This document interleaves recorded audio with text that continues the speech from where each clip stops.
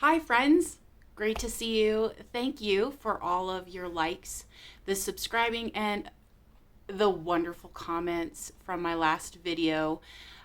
It was a little bit of a different approach than I usually do, and I really appreciated all of the feedback. Today, I'm going to definitely go freeform. I don't know if any of you know, but when I record a video, I do it one take. That's why you'll see mistakes. I don't do editing. I just want it to be you and me having a conversation. And often it's something I've thought about for a long time. Other times it's something that's just come up in my mind that I want to share with you. So that's what we're going to talk about today. And I can't exactly tell you what is this theme. I guess the theme of today is when you try again. I was driving in the car today, driving a ways into another neighboring town, when a particular memory came up.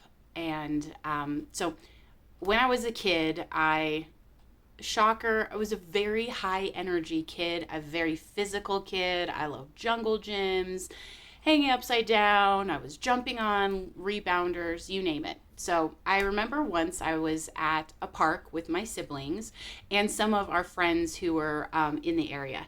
And there was this slide that had a bar on it. And I was like, I'm going to shoot down this slide, go so fast, it'll be amazing. So I had the bar and I was like pulling myself like this to like shoot myself out. The problem was that when I pulled myself fully, I didn't shoot under the bar. I hit it really hard and I hit my teeth. I chipped my teeth like you wouldn't believe. And it hurt. I mean, how hard do you have to hit something to chip, more than 1/4 of an inch off of the center of both of your teeth? You have to hit it really hard. So I'm dazed and like in tons of pain, and everybody laughs. And I start crying. I'm like, no, it's not funny. I'm hurt. I'm like, I'm in so much pain. And they continue to laugh and continue to make fun of me. And I remember slinking off by myself. In total, like, I was like, oh my gosh, like, I'm so stupid. I hurt myself and everyone's making fun of me and I'm in a lot of pain. And like my mom was nowhere to be found. To those of you who are younger, kids babysat themselves a lot. and we were. The parents were, I don't even know where. All of us kids were in a crowd. We were supposed to be looking out for each other. And I was the baby sister that was never babied. I was never coddled. I was never looked out for. It was just like, you better be scrappy, kid, or you're not going to make it. And so for years, my 2 front teeth were chipped. The dentist said, listen, she's a high energy kid. You probably you shouldn't get her teeth fixed because she may hit them again. She may chip them again. And so it's probably a good idea to wait until she is, in her teenage years, maybe an adult. Fast forward to being an adult. I am 21, 22. And let me preface by saying, kids, don't try this at home. I had a friend who was a dental hygienist or in school to be a dental hygienist. And she was talking about how she had like a little chip in her tooth and they used basically a Dremel, but it's a dental tool, and they polished out the small chip in her tooth. And I, with my very big chip in the front of my teeth, was like, could I polish that out? I didn't know that there are like nerves in your tooth, and there's like a lot of things that are important in your teeth, and I didn't know. So I'm 21. I have my own apartment. I have no insurance. Guess what? Again, back then, kids, we didn't have insurance. I work in a coffee shop. I'm paying my own bills. I have no money, but I'm thinking, this is something I've been self-conscious about for a lot of my life because it's pretty pronounced. Um, and God help me, I took a nail file, like a soft nail file, and for I don't know, an hour, I incrementally filed my own teeth. And here they are. There's a slight chip still, very minimal. You'd have to look really hard to see it, but I filed my own teeth. So this story came up in my mind today as I was thinking about a situation where I guess I felt the same. I was, I've been getting out into the world again, trying to date and things like that. And for those of you who are getting out of DV, I don't know what your approach is. For some, they immediately want to get into a relationship. They want to start over. They want to date. They can't be alone. And that really wasn't the case for me, although I've had people try to fix me up with various friends, which it's never turned into anything. I decided, I was at my 2-year anniversary of getting out of the situation, and I thought, let me try again.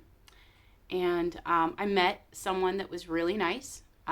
We gelled, had great conversation, and with all the gusto and enthusiasm that is my nature, I prepared to launch into something that looked like it would be a good time, right? Except I crashed into the bar and got broken a little bit.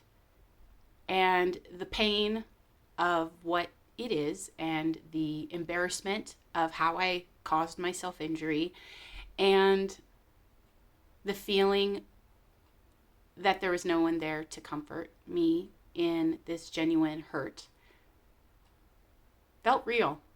I suppose that story came up today in my mind of remembrance because I also am trying to learn how to be a healthy person that doesn't respond like a 9 or 10-year-old child who gets really angry at being embarrassed and in pain and decides to be mad at the people who didn't respond the way I wanted them to.